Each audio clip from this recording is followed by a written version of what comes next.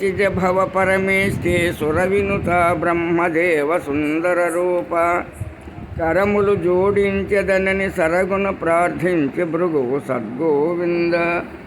తామరదళములందు ఉద్భవించినటువంటి పరమేష్ఠి బ్రహ్మదేవ, మరి దేవతల చేత కొనియాడబడినటువంటి మహాత్మా, మంచి సౌందర్యం కలిగినటువంటి స్వామి, నీకు చేతులెత్తి నమస్కరించుతున్నాను అని భృగుమునీంద్రుడు బ్రహ్మదేవుల వారిని చూసి ప్రార్థించారు. నేను అప్పుడు బ్రహ్మదేవుడు ఎట్లున్నారంటే, ఉల్లుకక పలుకక సతితో కులుకుచునుండంగ జూచి కోపముచే నిన్నెలలోపల పూజింపడు కలుషాత్మాయని శపించే కథ గోవింద.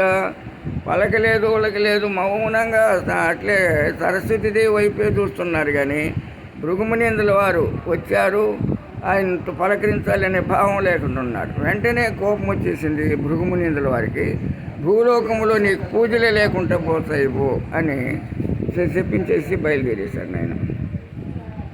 తరువాత భృగుముని వెలిగియువేగమే సగమౌ మేనిని వెలిగాడు శంకరు చంతన్ విగతంబగు కోపము చే జగతీధర జేరనయ్య జయ గోవింద.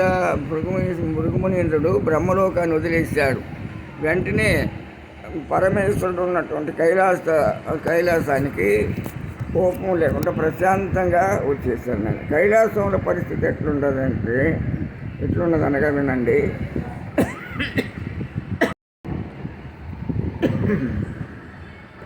శాంకరి నాట్యము చేయగ శంకరుడును కలిసి ఆడే సంబరమలరన్ కొంకక తాభృగు చూడగ పంకించకపోయే శివుడు భజ గోవింద. అమ్మవారు పార్వతీదేవి నాట్యం చేస్తున్నది, పరమేశ్వరుడు కూడా ఆడుతున్నాడు. ఇక్కడ తదేకంగా చూస్తున్నాడు భృగుమునీంద్రుడు, కానీ లెక్క చేయలేదు పరమేశ్వరుడు వారు. అప్పుడు భృగుమునీంద్రుని కోపం వచ్చిందయ్య. శంభో, అప్పుడు పరమేశ్వరుని ప్రార్థిస్తున్నారు నాయన.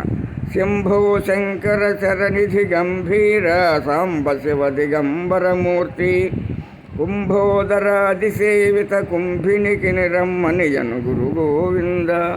శంభో శంకర, సముద్రములే గంభీరమైనటువంటి మహాత్మా, మరి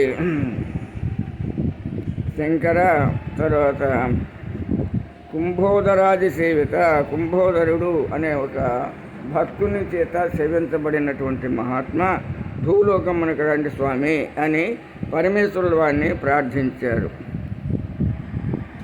అప్పుడు స్వామి ఎట్లున్నంటే చూచి